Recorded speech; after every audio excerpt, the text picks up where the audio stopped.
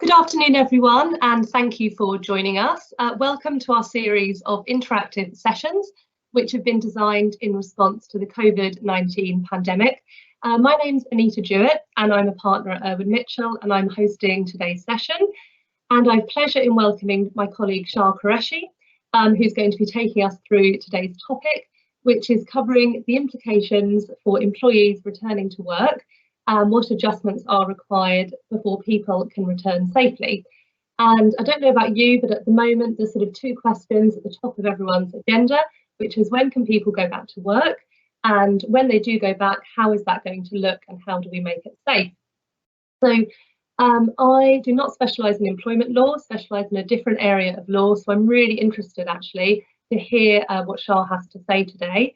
And by way of background to Shah, he is head of our employment and professional discipline team in London, and his practice covers all areas of employment law, discrimination law and professional discipline, and he has extensive experience when it comes to advising on regulatory issues and has a portfolio of key employer clients ranging from charities, local authorities and companies. So before I hand over to Shah, just 3 quick housekeeping points for everyone today. If you'd like to ask questions, then please do so on the Q&A function on your screen. We've actually had quite a few questions sent through already, which is great.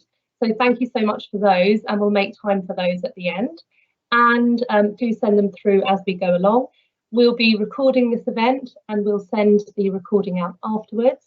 And please also complete our feedback survey. Again, that will be posted in the Q&A box as we go through, and also again at the end. So Shah, I'm going to hand over to you and put myself on mute, and thank you. Welcome to everyone today. We're in an unprecedented time in terms of COVID-19 and of course the lockdown that has been in place since March, and I thought the first thing that we could do would be to have a quick look at where we were back in March and where we've got to since then. So of course on the 23rd of March we went into a national lockdown. England, Scotland and Wales, many businesses had to close their doors, probably most businesses, and through that time the government has brought various guidelines and rules into place.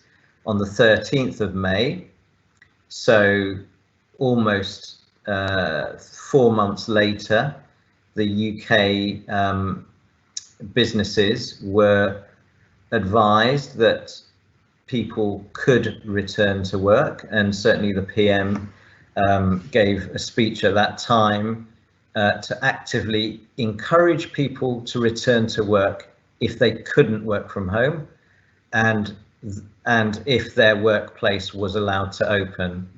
Of course, on the 1st of June, schools and colleges were encouraged to open for some pupils. Those of you who've got young children will know that was reception in year 1 and also year 6 pupils as well. And also outdoor markets and car showrooms were allowed to open. Roll forward to the 15th of June and now all non-essential shops can also open as well. And I've certainly noticed on my local streets there's far more traffic around, which is probably related to the gradual easing of lockdown. Having said that, the guidance is still, if you can work from home, to continue to work from home. And that's something that we mustn't lose in all the information that's coming out at the moment. So moving on.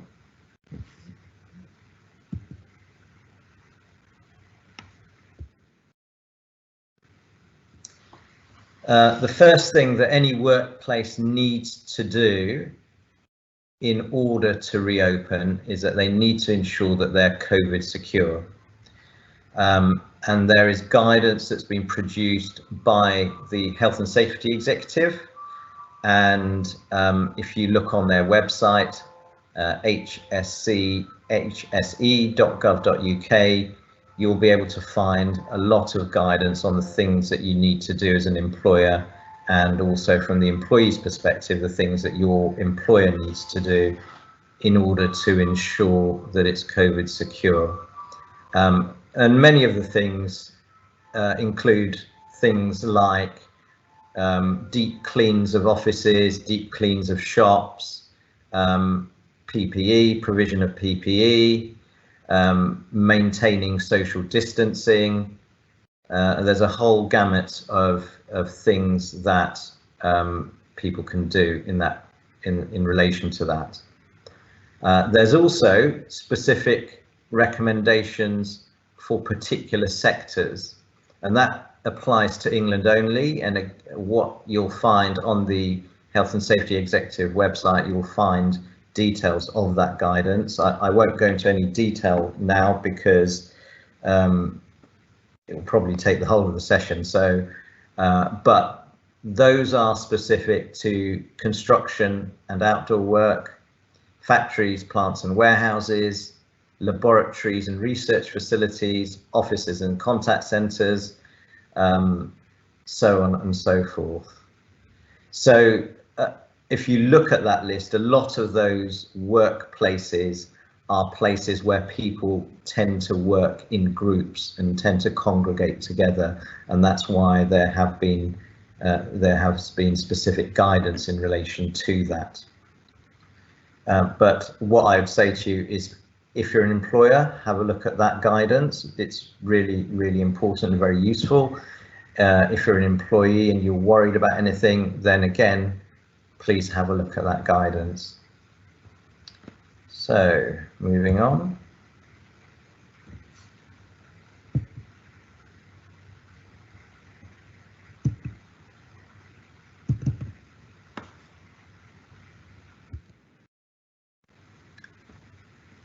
So one of the things that an employer has to do in relation to a situation like we face ourselves, that we're faced with, is to ensure that you conduct risk assessments.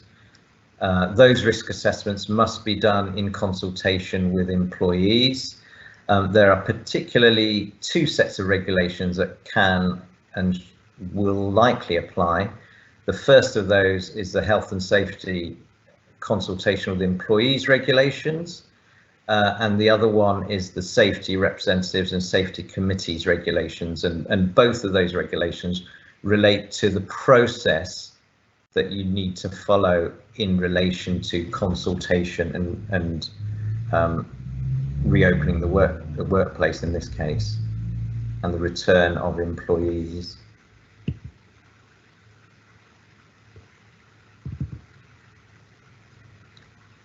So in terms of consultation, there's some rules of thumb that's also set out in the regulations. First of all, an employer needs to consult in good time before reopening. There's no definition as to what good time means, but generally common sense prevails. So for example, if it's a shop, one would expect consultation to be taking place a week or two prior to that shop reopening.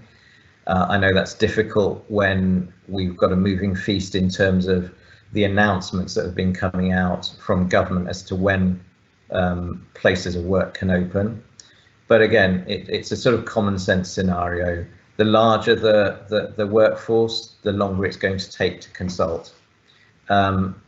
It's good practice to ensure that there's agreement that's been reached, and most importantly, that you as an employer and as an employee need to be sure that it's safe to return.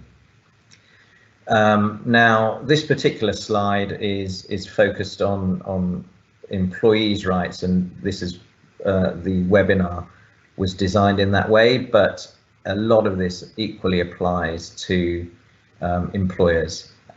So if you as an employee are unhappy to return to work, then you should talk to your employer and vice versa. I think, again, a common sense approach is important, and where possible, things need to be resolved quickly and before an employee returns to work. But ultimately, an employer is responsible for the final decision as to when it requires an employee or a worker to return, ultimately. Now, employers that have 50 or more people employed by them, they need to publish an assessment, so a risk assessment on their website. And that's something that's probably been lost in the detail from some of the headlines that have been coming out in relation to returning to work. But that's really important to ensure that that is done in order not to have breached the regulations.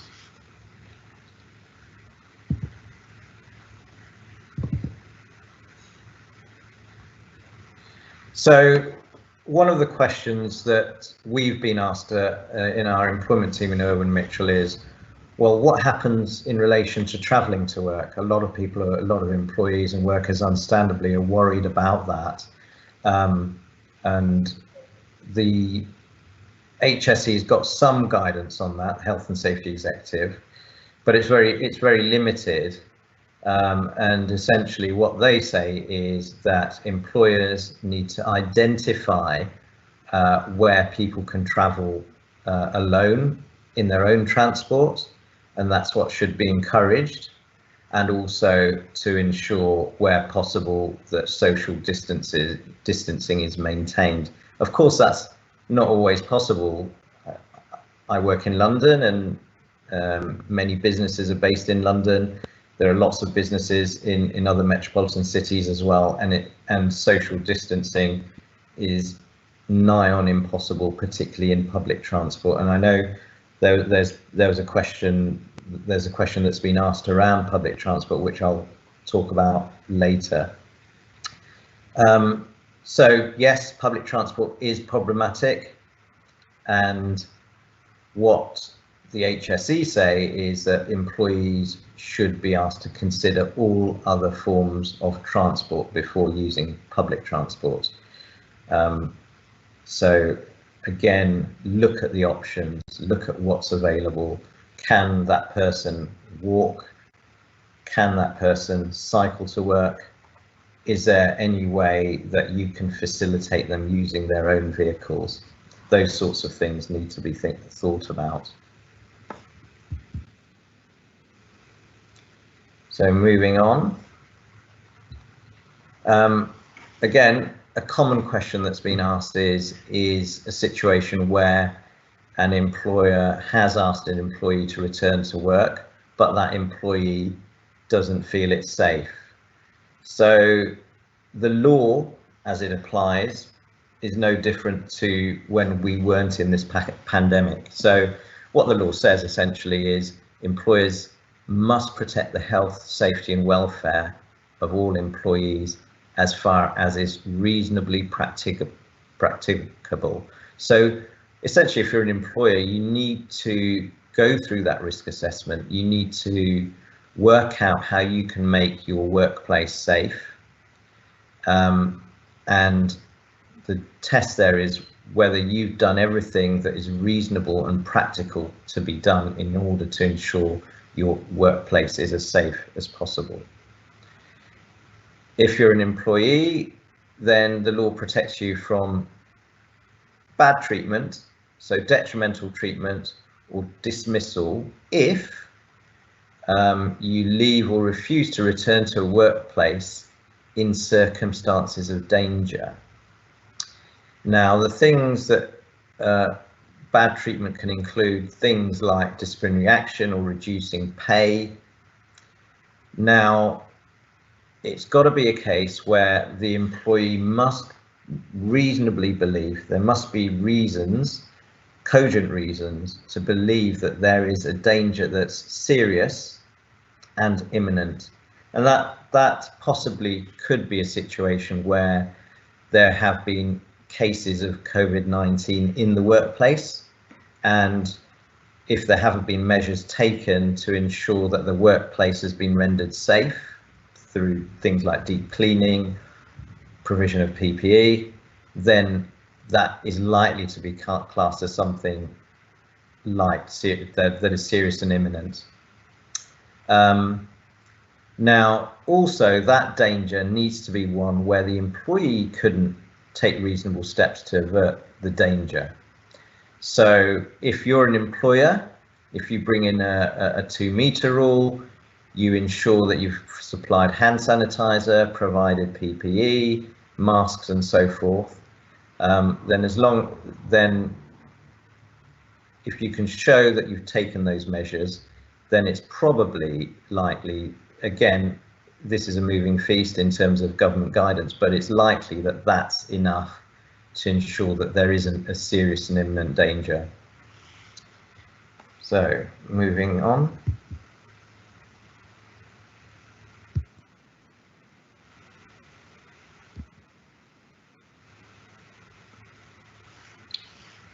So some of the factors to look at are very workplace dependent and really relate to the facilities that are provided at the workplace and the measures that have been taken by an employer.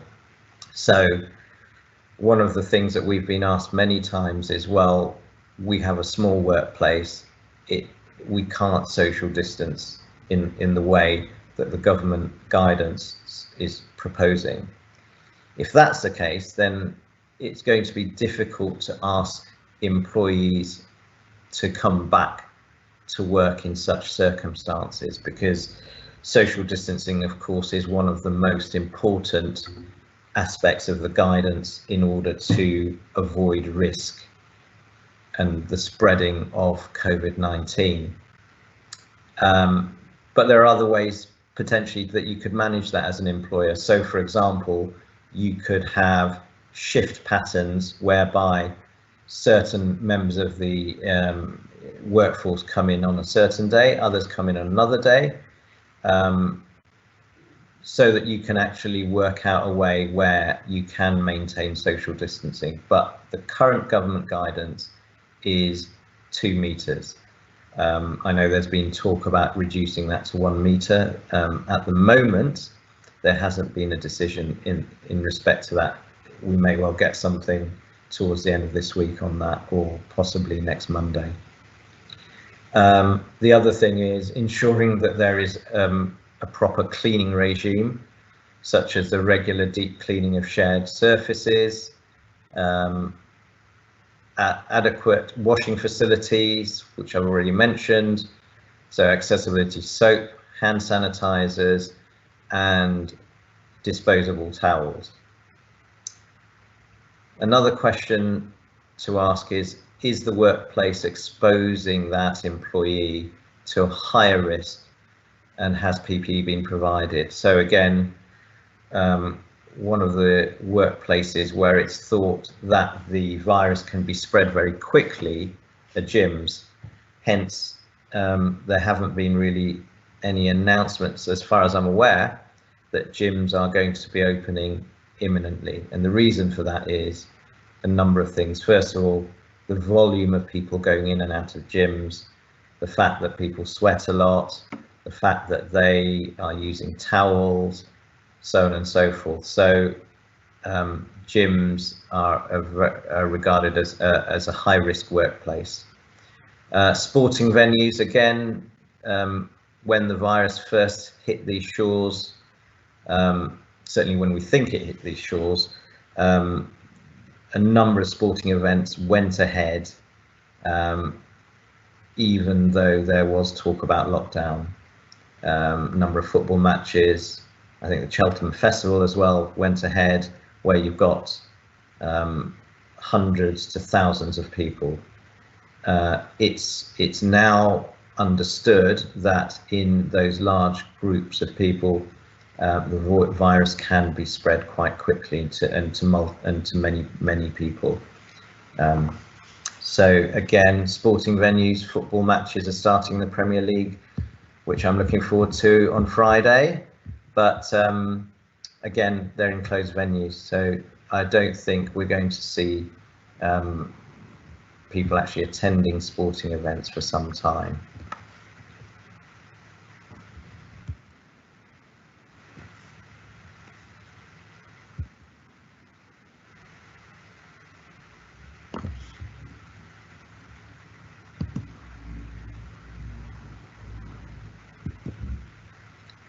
Sorry, my apologies. Oh, here we go. So another issue that employers need to have regard to, and employees need to think about as well, are the implications for people that are vulnerable and those who are regarded as high risk. So I'll come on to talking about people who are required to shield later on in my slides. But it's very important for employers to consider all people who are regarded as at-risk groups and whether or not they should be returning to the workplace. And it may be, if they're on furlough, it might be better in those circumstances that they stay on furlough for health and safety reasons as much as anything else, or if possible, working from home.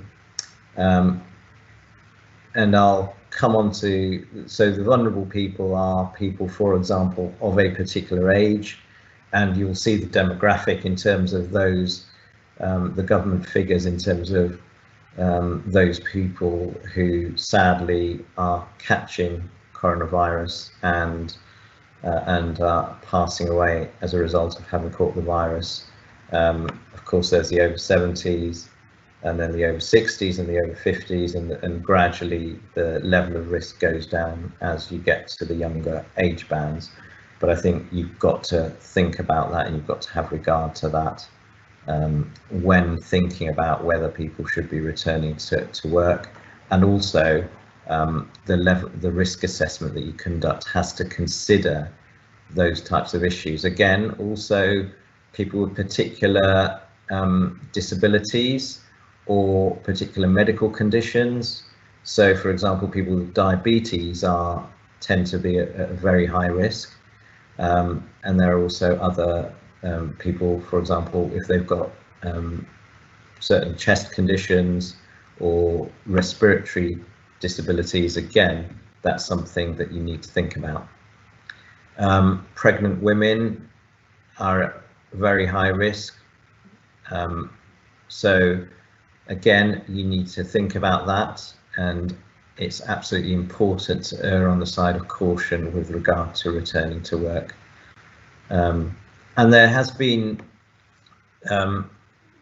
studies and statistics that have been published in relation to BAME communities, and it's thought that they are at much higher risk generally than the general population. And if you look at the figures, people of Bangladeshi origin are said to be at the highest level of risk.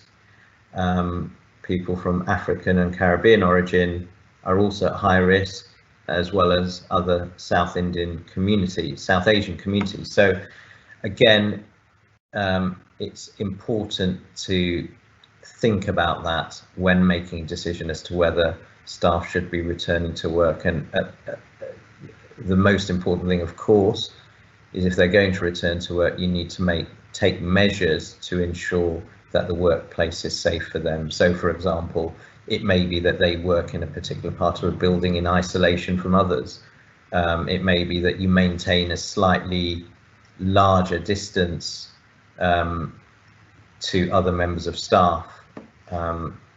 So there's lots of things that you need to think about, and it's important to be creative as to how you can protect staff.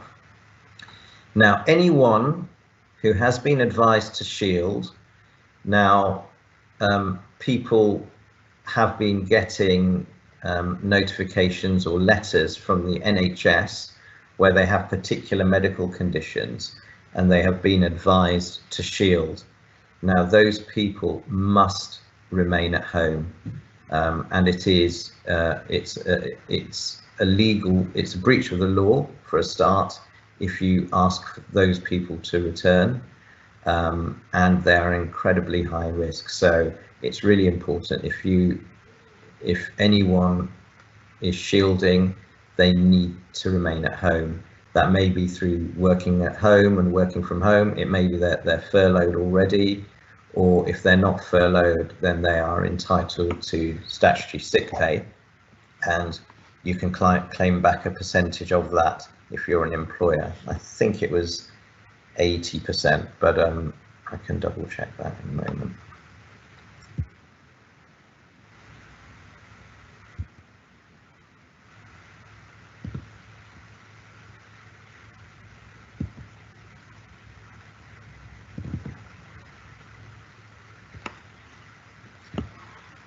So, as I said, some people receive a letter from the NHS and they've been advised to shield, and they're at higher risk of severe illness from coronavirus.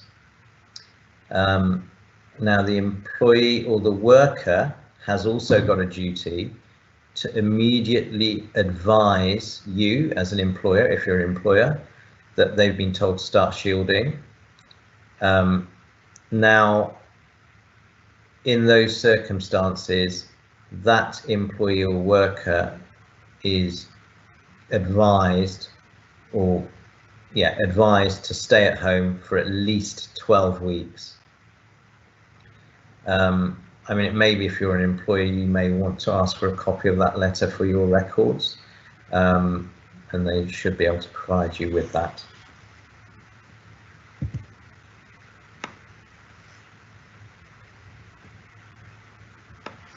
So one of the queries that I had recently was someone that had taken time off to care for a dependent. Now, employees have got a statutory entitlement to take time off work to care for a dependent in an unexpected event or emergency, and that could apply to coronavirus related situations. And it can also apply to dependents who aren't actually living with the employee. So an example could be an elderly neighbour who needs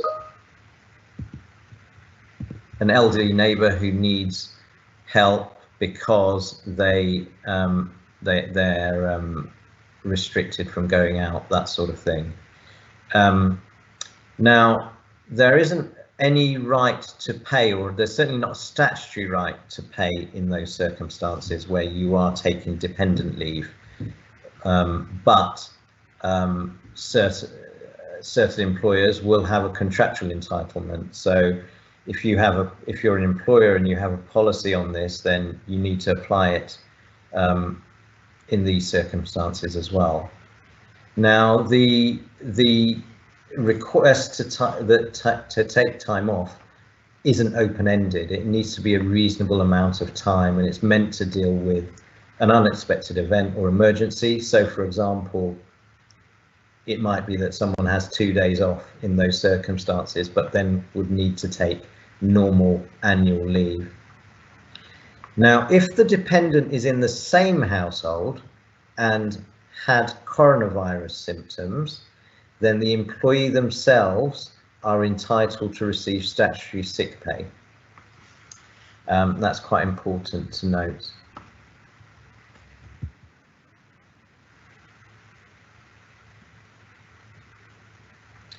Now, there have been some changes as well. There have been some changes in relation to self-isolation, but the rules around sick pay remain the same.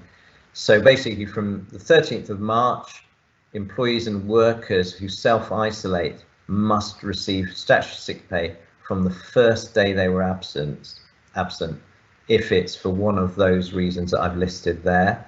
They have coronavirus, they've got coronavirus symptoms, so high temperature, continuous cough, loss or change of smell or taste. Someone in their household has coronavirus symptoms. Again, they have to isolate, they're entitled to statutory sick pay. people who are told to shield or self-isolate, on medical advice, and also anyone that's been told to self-isolate through the government's test and trace service. So if you're an employer and you need proof, first of all, employees need to follow the workplace's usual sickness reporting procedure. So they only need to self-certify for the first 7 days off work. So they don't need to provide you with any sort of medical certificate as such, if they are self-isolating. But those that are self-isolating due to coronavirus for more than 7 days, they can get an online self-isolation note from the NHS website, or there's also NHS mobile phone app. And that's what, if you're an employer, that's what your employee should provide you with if they're off for more than 7 days.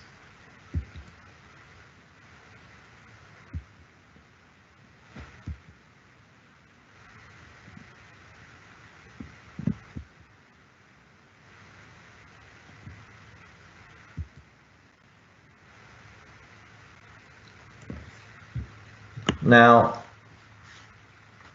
there are situations that both employers and employees need to be aware of, where there are particular high-risk groups, and it might be the case that an employee feels that they are one of those high-risk groups, and as a result of that, they need to follow particular guidance on social distancing, travelling to work, and self-isolation as well. And as I mentioned before, that could include pregnant women, people who are at particular risk because of their age, or because they have a health condition that's considered a disability. It's really important for employers to bear in mind that it's unlawful to discriminate on the grounds of pregnancy, disability, or age. So in those circumstances, as an employer, you need to ensure that you don't put unreasonable pressure on someone in that category to go to work, or to discipline or dismiss them for not going to work, if that, given the reasons that they've raised and the concerns that they've raised. Otherwise, you could fall foul of a potential discrimination claim.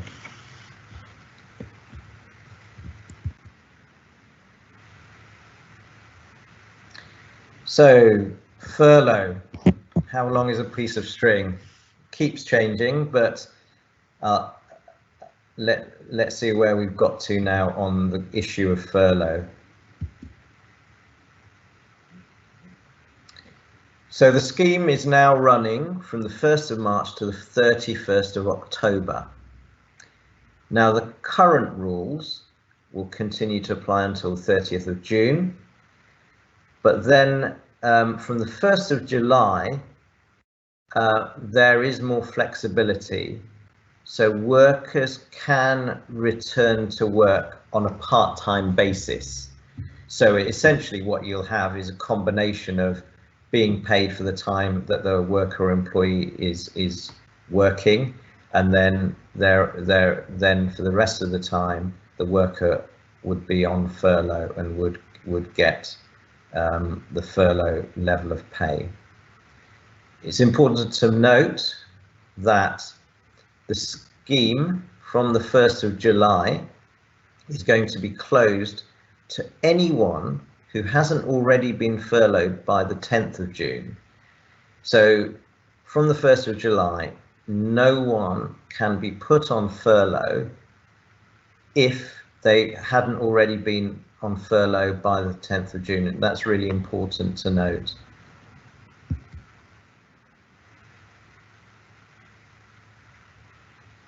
So what the government has said is that employers will, as we go into August, September, October, will have to make a modest contribution towards the cost of furlough.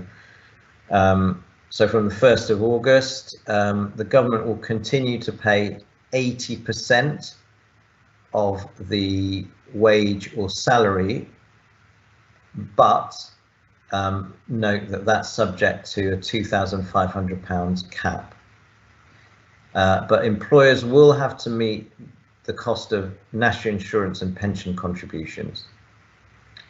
Now, that then changes from the 1st of September, the government will pay 70%, and then note the lower cap, and employers will need to contribute the 10%, so to top up that furlough pay. And then from the 1st of October, the government's then going to reduce it again in terms of its contribution to that furlough pay to 60% of the employee or worker's wage or salary, and employers will need to top that up. And note the words will have to, so it's compulsory, you'll have to top up the additional 20%.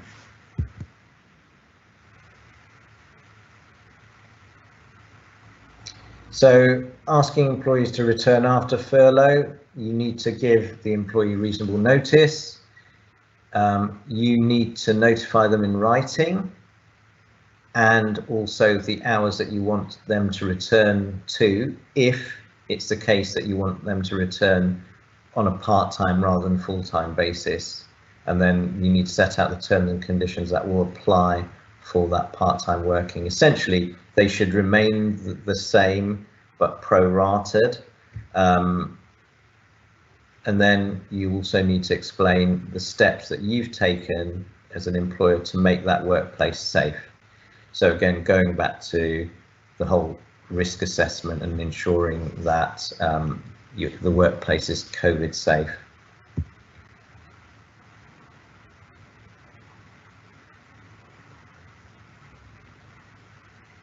So one of the things that has cropped up quite a lot is the entitlement to holiday whilst on furlough. So all workers are legally entitled to a minimum of 5.6 weeks holiday per year. That's the sort of statutory minimum. You might, as an employer, have contractual pay as well, but the statutory minimum is 5.6 weeks. Workers on furlough will continue to accrue their statutory holiday entitlement and any contractual entitlement as well whilst they're on furlough. So the clock doesn't stop, essentially. They're still building up their holiday entitlement.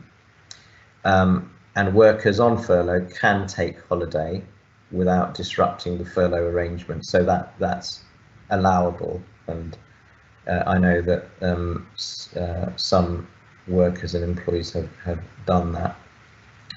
Now, as an employer, you can require workers to take holiday during furlough, but you have to comply with the minimum notice requirements. So there are statutory notice requirements on employers, double the length of the holiday if you're asking a worker to take leave, so that's a minimum notice you need to give them. Or if you're asking them not to take holiday that they've planned, then the notice you need to give them is the length of the planned holiday. So if it were intending to take 2 weeks leave, you need to give them 2 weeks notice prior to that to say that actually they're needed in the workplace. So those are notice requirements that you need to bear in mind. So I'm going to hand over to my colleague Anita, who is going to be fielding questions, and I know there have been some questions that have already come up, which I hope I can answer. Thanks, Shah. Yeah, there have been loads. Shah, you able to mute yourself? Yeah. Thanks.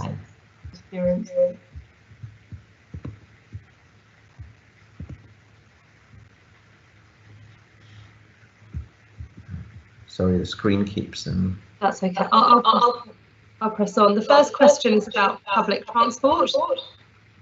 And what can an employer do if an employee refuses to come to work because they don't want to get on public transport? And this is particularly pertinent with loads of places, but particularly London, if someone has to commute in and then get the tube, and that is the only way of getting in realistically. What can an employer do in that situation? And I'll run through the second question as well. What is the director's liability if someone gets COVID at work? We've got loads of questions. We're going to try and fire through as many. Okay, I'll try and fire through the responses as best I can. So in terms of the use of public transport, I think employers need to bear in mind, first of all, that the guidance is still that all employees that can work from home should do so. So if your employee can work from home and they can be set up at home to do that work, then they should still be working from home, and that's government guidance. Now, if it's a situation, I kind of touched upon this earlier, if it's a situation where they need to be in the workplace, maybe it's a shop that is reopening and the only way to have that shop open is to have the employees there. You need to look at the options in terms of how they travel to work. Is it a case that you can facilitate private travel, parking spaces, that sort of thing, so they can drive to work? Can you look at ways in which, if they live close to work, can they walk to the workplace? Facilitating cycling. Do you have cycling facilities in your workplace? Can you now include that? Can you perhaps look at ways of providing cycles for people, maybe on a loan basis? Those are the sorts of things that you need to look at, really, in terms of travel to work. There's a duty of trust and confidence that all employers have to ensure the health and safety of their workers. And that probably now includes travelling to work in this situation. So you need to do kind of risk assessment around that. Is it the case that the only way they can get in is public transport? And is it the case that the workplace is in an area where the use of public transport puts them in particular risk? And it's difficult because it's a judgment call, really.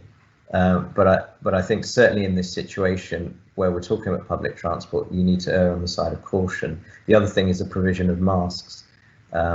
Again, something that I think employers do need to look at the moment. Good, and it is an interesting one. Sorry. So yeah. In terms of directors' liability, in the context of employment law, directors are not personally liable in situations where someone might get coronavirus, but of course they have a duty as the governing body of that employer, and they're responsible for that employer. So they need to know what's going on the ground, and therefore need to be conscious of the things that need to be done in situations where someone has got coronavirus. So first of all, that person needs to be sent home, needs to be self-isolating. You need to ensure that the workplace is made COVID safe. So that means deep cleaning, that means providing people with PPE, that means hand sanitizer, ensuring there are proper washing facilities, ensuring people are maintaining a safe distance. But I think also in terms of the thorny issue of notifying other employees, first of all, you have the government's test and trace process going on, but I think there's still a duty on employers to identify those individuals that employee had close contact with, and I think they do need to be notified that they have been in contact with someone that has been diagnosed with COVID-19 or coronavirus. It's a more difficult question in relation to the wider workforce, and then I think if it's a situation where you have people working in the same workplace and they tend to work quite closely together and there's a fair bit of movement, then I think the workforce probably do need to be notified that there has been a case of coronavirus. But it's also important to bear in mind the duty of confidentiality and data protection principles in relation to that employee. So it's really important that you don't identify the individual concerned. Gosh, it's such a minefield. It's such a minefield. Another question, are there any resources I can send to staff so they know their rights? That sets a lot of this out. Yeah, so there's actually quite a lot of resource available online.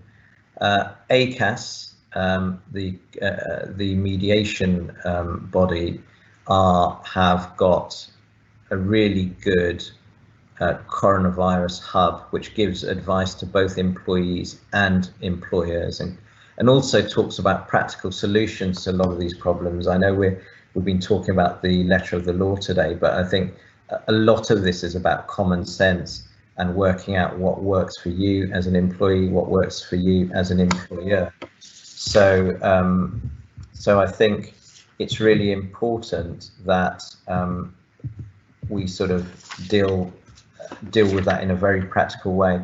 In terms of other resources, you have the government website's good. It's updated pretty much daily. On the employee side, you have various trade unions such as Unison that have got their own employee specific guidance. The CBI has got stuff as well. And of course, our very own Irwin Mitchell coronavirus hub gives lots and lots of advice, and that's updated continuously on lots of different issues, including employment issues. Fantastic. And another question, an interesting one about obligations to visitors into the building. So understand it between employers and employees, but if you are in an industry where visitors will be coming onto the premises, what are the obligations there? So the important thing is to ensure that you're doing all the things that apply to employees, so maintaining social distancing, ensuring that there's provision of PPE where required. So I cycle a lot, and I went to my local cycle shop, which has reopened recently. They're maintaining social distancing. They've got masks. They've also got hand sanitizer, and the same's happening in a lot of shops, as I know a lot of people have been to the superstores, and again, they're taking measures in relation to that as well. Of course, I'm an employment lawyer, so I won't be able to advise on the sort of letter of the law, but certainly it's the same. I would assume it's the same common sense principles that apply. Thank you. And just a quick one. You commented earlier that if you have over 50 employees, you need to publish your risk assessment on your website. Is that the external facing website of the companies or the internal intranet page? That is now, I don't know the answer to that, actually. I need to double check, but certainly my reading of it was the external website. Yeah. But if you're an employer, it's worth checking the government website on that. Again, that's quite a new thing that's come in, but my understanding is it should be, I would say, both the external and internal website, because some employers don't have an internal website. So although many do, if they have over 50 employees, not everyone does. So I think the main thing is that it's accessible to employees. And a couple of questions on furlough. Can someone who has returned from furlough be furloughed again after the 1st of July? So I dealt with this earlier. So from the 1st of July, employees who have been, only those employees who've previously been furloughed before the 10th of June, so it's a really key date, the 10th of June, can be furloughed. What that actually means, if you look at the timeline, is that those employees must have already completed a full 3 weeks of furlough before the 30th of June. So ultimately, the short answer to that question is yes, but check the rules. You need to do the kind of calculations on that. But basically, any employee that has been previously furloughed before the 10th of June can be furloughed again. Anyone who's been furloughed after that can't be. There is one exception to that, which is any parents who have been on statutory maternity leave, so mothers, statutory maternity leave, and they plan to return to work in the coming months, whilst the scheme is still running, they can be furloughed. Great, thank you. And a different one about leased office buildings that has come through. Again, I imagine particularly in London, this is going to be really pertinent. We work in a leased office in a building with other companies. Can you tell us who is responsible for cleaning and marking up of the communal areas when we start to return to work? Will it be the landlord, or will it be all down to companies using the building? Yeah, I mean, that's slightly outside my field. It's more a question of landlord and tenant law. But again, what I'd say is that you need to check the guidance on the government website as to who is responsible. As an employer, you do need to have regard to all of that. So if the deep cleaning isn't happening, then that needs to go into your risk assessment as to whether you are able to bring your staff back to the workplace. So I think it's really important to check the government website as to who might be responsible for those communal areas. I suspect it would be the landlord, but as I said, I'm not an expert in that field. Yeah, well, it's also we do have a team that can assist on that if you need that advice. Excellent. And PPE, question about PPE, which you touched upon earlier, talking about provision of face masks, other PPE. The question is, I thought PPE should be last resort. If you're relying on PPE, has an organisation really done enough to remove or reduce the risk? So I imagine this is, the advice, my understanding is if you can't maintain distancing, to wear a mask, and I wonder how that translates into the workplace. Yeah, so ultimately, PPE is one of the elements that an employer needs to look at, and it's a whole range of measures that are important. And as I mentioned earlier, social distancing being one of the most important in terms of the guidance that's out there. So social distancing, deep cleaning, hand sanitizer, looking at working patterns, looking at how people can work safely at a distance, looking at working patterns, whether someone can work from home. All of those factors should be looked at. And I think PPE is just one of those measures that you look at in amongst that. There's conflicting evidence and advice as to how effective PPE is. So I would say that yes, that is a last resort measure that can be taken, but it's one of many measures. So, you know, if you're working within a metre of each other, then yes, PPE is ultimately very important, but actually government guidance is that people shouldn't be working within a metre of each other at the moment. So the question there is, should those employees be back at work at all? Okay, and finally, we've got time for one very quick question. You touched upon it earlier, but it was about childcare, provision of childcare. I've got 3 young boys, and you know, schools obviously now not returning for several age groups between now and July, and lots of employees will be relying on that and able to get them back to work for childcare. So does it go back to your point earlier about you give employees reasonable time to make other adjustments? where do employees stand and where do employers stand if this situation means you can't put childcare in place? Yeah, I mean, sadly, it does go back to my point earlier, is that there is a right to take statutory dependent leave, but that's really in an emergency situation and for a reasonable time period, as I mentioned before. And the question of what's reasonable depends on the circumstances of the situation, but probably something like a few days actually, and then so it's not.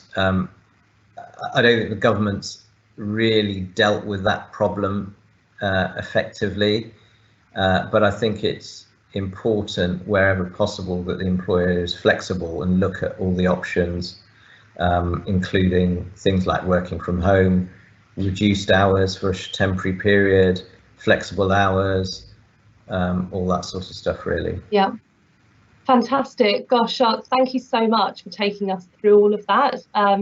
It's such an evolving and complex area, and I can imagine you could probably talk for an hour on just one of those slides and it leads into a whole discussion. So thank you so much for taking us through it. And thank you to everyone who's joined today. If you're interested in any other webinars, as Shah said, we've got a coronavirus hub, and on the Irwin Mitchell website, that's got links to all of the previous recordings of the webinars, and also future webinars. And we have had so many questions sent through. We've managed to get through quite a few, but there's still a few we haven't managed to get to. So do email those through. If you have any other questions, send them through to us and we'll try and get back to you on those. And also, please do feedback, any ideas for future webinar topics. There's an email address coming up now. Would really appreciate both your feedback and also ideas for future topics. So thank you very much again for joining us, and thank you, Shah. Really appreciate it. And thank you to everyone. Viewers. And have a great day. Thanks, everyone.